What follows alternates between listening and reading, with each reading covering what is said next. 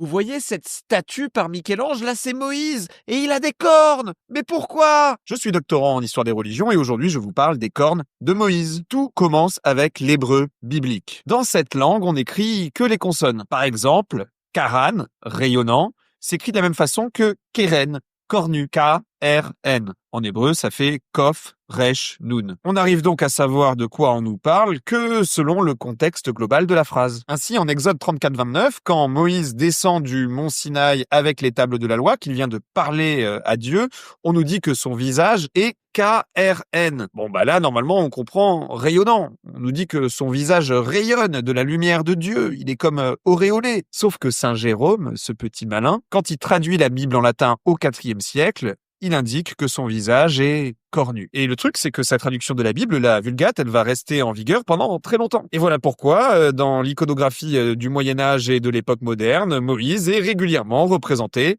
avec des cornes. Bon, de leur côté, les Juifs, au bout d'un moment, ils se sont dit que ce truc de n'avoir que des consonnes dans le texte biblique, ça pouvait être un petit peu compliqué pour l'interprétation et donc ils ont voulu vocaliser le texte. C'est le travail qu'ont fait les massorètes, des érudits juifs au IXe siècle après Jésus-Christ. Ils ont rajouté des signes de voyelles. Et clairement, eux, ils ont bien indiqué que dans ce contexte-là, on nous disait que Moïse rayonnait, pas qu'il était cornu. Bon alors, fin du débat, toute cette histoire de cornes, ce n'était qu'une mauvaise traduction de l'hébreu?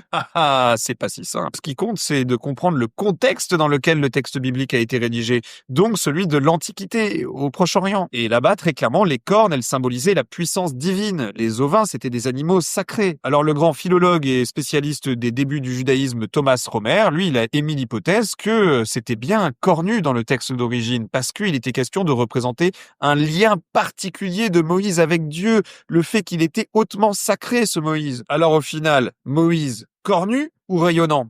Eh ben, on ne sait pas vraiment, mais il y a quelqu'un qui a essayé de réconcilier les deux versions. Cette personne, c'est Rachi, un rabbin français du XIe siècle qui fait partie des plus grands commentateurs du Talmud. Lui, il a considéré que cette ambivalence entre le mot cornu et le fait de rayonner, eh bien, c'était un jeu de mots qui était voulu dans le texte biblique. C'est ce qu'il nous dit dans son commentaire 34-29 sur l'Exode, puisqu'il y explique que la lumière rayonne et saillit comme une sorte de corne. Bref, Moïse aurait eu des cornes de lumière. Oh là là, mais regardez donc ce tableau de Thomas Bridgestock qui a été peint entre 1840 et 1860. Incroyable. Ou encore ce tableau qui a été réalisé entre 1895 et 1900 par le peintre français Jean-Léon Gérôme, Moïse sur le mont Sinaï. Des cornes de lumière. La boucle est bouclée.